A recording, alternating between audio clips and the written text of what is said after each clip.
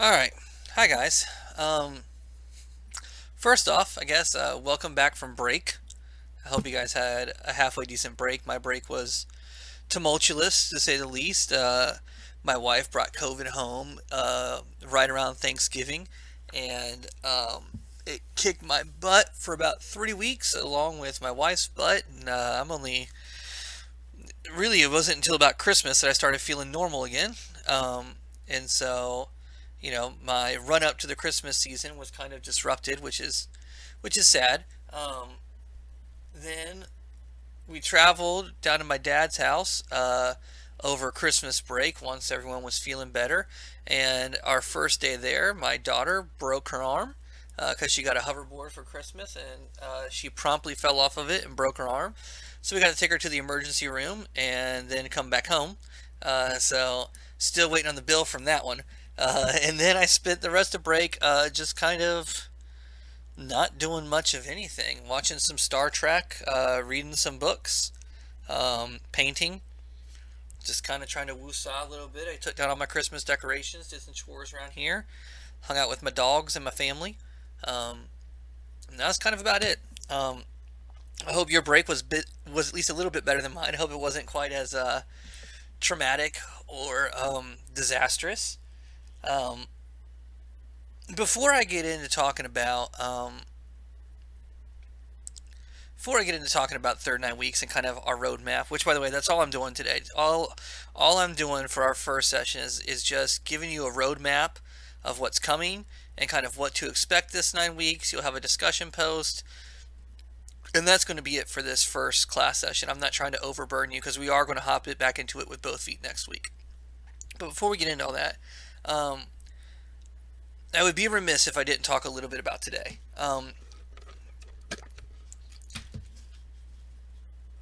I've gotten to know some of you very well um, through our time together, and you kind of know who I am as a person. And some of you, I'm pretty much a stranger to, um, given the nature of this reality that we find ourselves in. But I do want to take just a moment and say that right now it's okay to be upset. It's okay to feel anxious or nervous or disquieted about the state of things, um, both personally and kind of in a society at large way. Um, I find myself feeling very anxious and a little bit upset. I've had to have some rough conversations with my daughters and with my wife. Um, most of you know at this point, that my wife is an African American. My daughters are mixed, and that has led to some very hard conversations having to be had with my daughters over the last year, especially after the unrest of the summer. Um, and then it led to some hard conversations whenever, today my daughter was watching the news.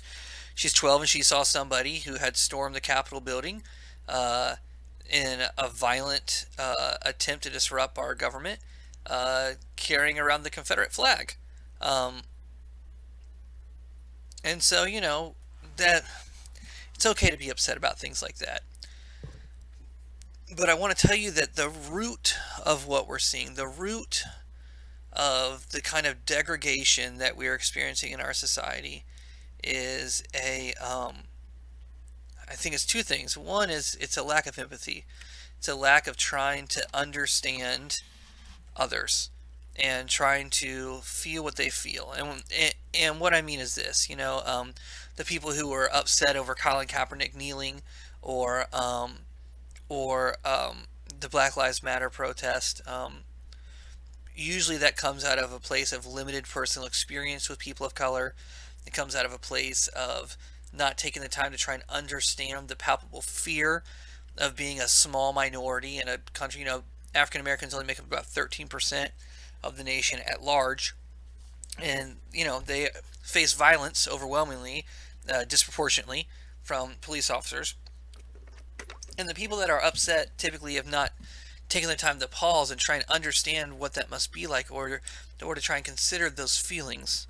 Likewise, it's easy to look at places like Michigan or Detroit or the rural South and just kind of holistically judge these people as uneducated or uninformed or whatever, and not stop to listen to their very real concerns about their jobs disappearing, their communities falling apart, their infrastructure collapsing, and the kind of hopelessness that exists in some of these kinds of communities. Um, and I think that people from the cities, it's easy to write these whole swatches of the country off. They call it flyover country. Um, and what we do is we spend all of our time in our social media bubbles or in our friend group or whatever, listening to people that think like we do, engaging with people that think like we do. And when we do run across somebody that we don't agree with, we typically, it is combative. It is from a sense of argumentation. And listen, I'm guilty of this too. My wife tells me all the time, I can tell when you're arguing on the internet because you type really hard. Um, we come across people and and and when we agree with them, especially online, it becomes so easy to just become confrontational. Go to confrontation as the first step. Um, if there's one thing that I would love for your generation to be able to rectify, um, it is our seeming inability to listen, to slow down and hear each other, to to reach for the common humanity in all of us.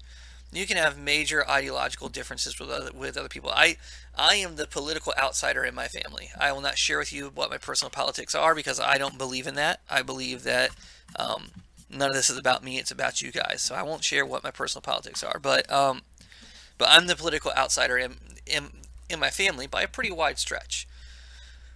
Doesn't mean that I don't love my family. Doesn't mean that I think they're horrible, evil people. I think that sometimes they are misinformed or sometimes they are misguided, but I still care deeply for them, and I think that they are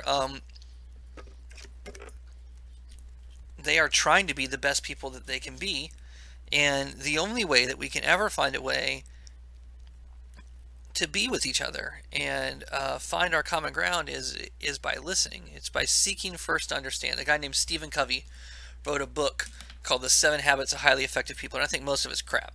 But he he's got a couple of good ones in there. One is sharpening the saw, which is about continually learning and always trying to stay sharp and be better. And then the other one is anytime that you're seeking communication, anytime that you're engaging with other people, the first thing that you should try and do is understand them. Because if you can understand them, then you can build off of that, and all these other things kind of take care of themselves. Um, we seem to have forgotten that as a people. We seem to have forgotten that as a nation. Um, and that's a very sad thing, and I'm very disheartened by it. But I have hope because I teach you guys, and I have spent time in the classroom with some amazing individuals, some unbelievably thoughtful, kind, caring, compassionate people that I believe can create a great world for my daughters. You guys are creating the world that my daughters will live in. I'll be old, useless, or dead. You guys will make that world for them. Um, and I believe in your capacity to do better. I believe in your capacity to be better. I believe in your capacity to be great. So please do that. I'm sorry we're handing you such a mess. I'm doing my best. I know other people are doing their best, but it is a mess. I'm not going to lie to you. Um,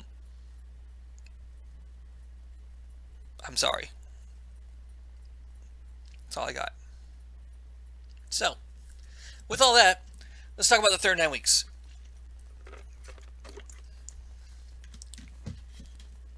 So, oh wait, all right, there you go.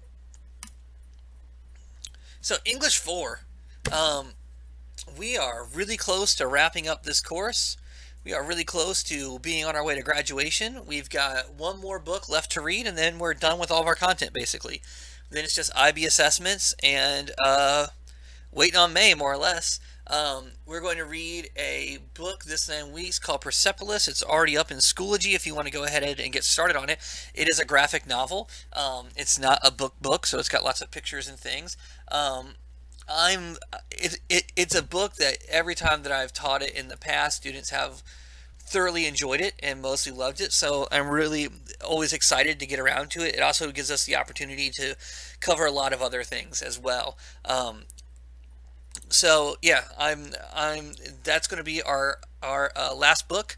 Um, and then we're going to be on to the assessment. So here's kind of what our timeline looks like. So we're going to do Persepolis, and we're going to work on this book for probably the first 1 to 3 weeks. I'm trying to be flexible here because I don't know how fast we're going to move through it.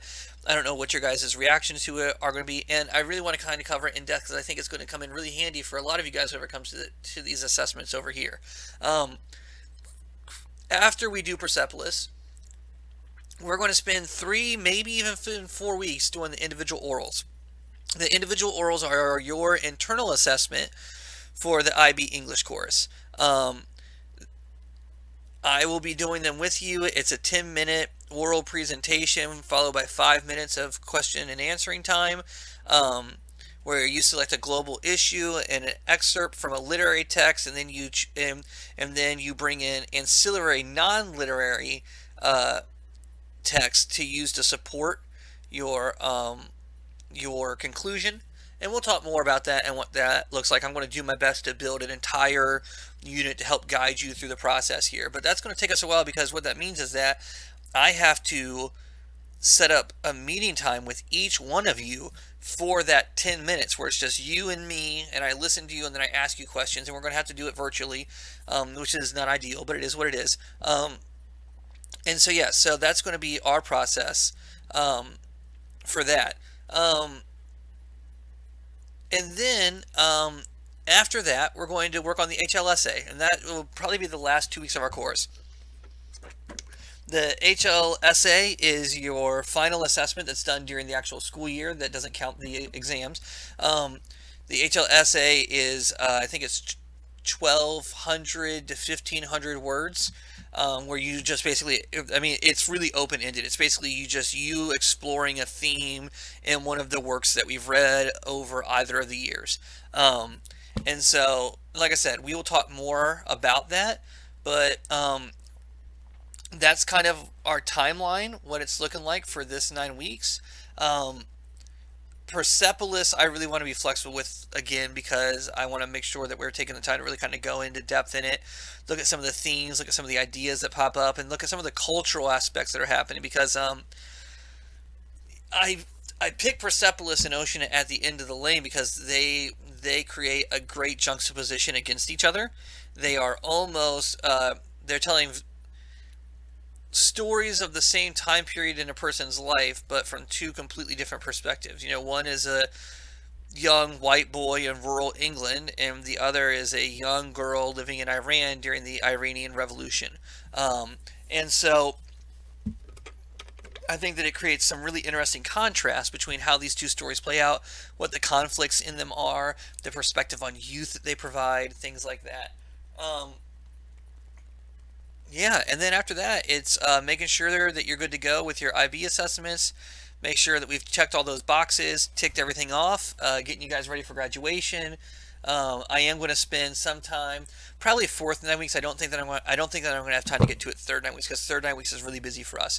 But fourth 9 weeks, I'm definitely going to carve out some time for us to talk about college things. Maybe do a Q&A day with you guys. I'm going to bring in some college syllabi that I have as well. I've got several friends that are college professors, so we'll look at some of those and go over kind of getting you as prepared for that next step as possible, because I think that I have an ethical and moral obligation to do that. So we'll talk about dorm life and campus life for those of you that are going to be living on campus. So yeah, so that'll be fourth 9 weeks, and hopefully by then we'll be back in person, so that way that's a conversation we can have face to face. That's my hope, anyways. So yeah, that's it for the. So yeah, that's it for the third 9 weeks. And like I said, you'll have a weekly discussion post this week, and then you're off to do you.